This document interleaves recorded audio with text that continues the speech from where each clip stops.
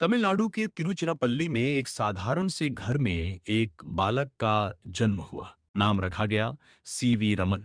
घर में धन दौलत नहीं थी, लेकिन ज्ञान की संपत्ति भरपूर थी। पिता भौतिकी और गणित के अध्यापक थे। किताबें ही उनके खिलौने थी।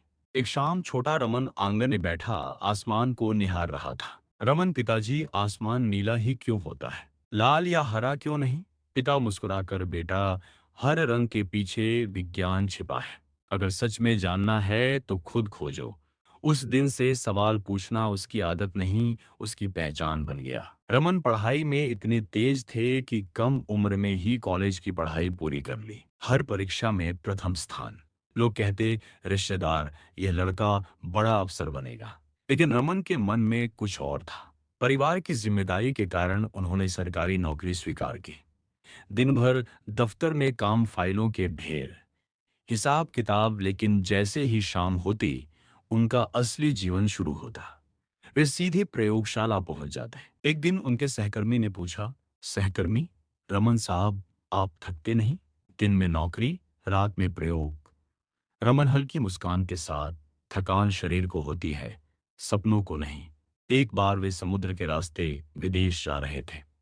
जहाज के डेक पर खड़े होकर उन्होंने गहरे नीले समुद्र को देखा। लहरें चमक रही थीं। रमन स्वयं से, क्या समुद्र का रंग केवल आसमान का प्रतिबिंब है या इसके पीछे कोई और रहस्य है? वह दृश्य उनके मन में बस गया। भारत लौटते ही उन्होंने प्रकाश के प्रकीर्णन पर शोध शुरू कर दिया। छोटी सी प्रयोगशाला, सीमित साधन, लेकिन असीम विश्वास। रात दर रात प्रयोग होते। कई बार परिणाम गलत निकलते। कभी कांच के उपकरण टूट जाते, कभी गणनाएं मेल नहीं खाती। एक दिन उनके सहायक ने निराश होकर कहा, सहायक सर, शायद हम गलत दिशा में जा रहे हैं। रमन दृढ़ आवाज में, विज्ञान में कोई भी प्रयास व्यर्थ नहीं जाता। हर असफलता हमें सही रास्ते के करीब लाती है। आखिरकार वह दिन आया जब प्रयोग के दौरान प्रकाश की किरणें पदार्थ से टकराकर अपना रंग थोड़ा बदलती दिखाई दी। सहायक उत्साह से, सर देखिए, ये कुछ अलग है।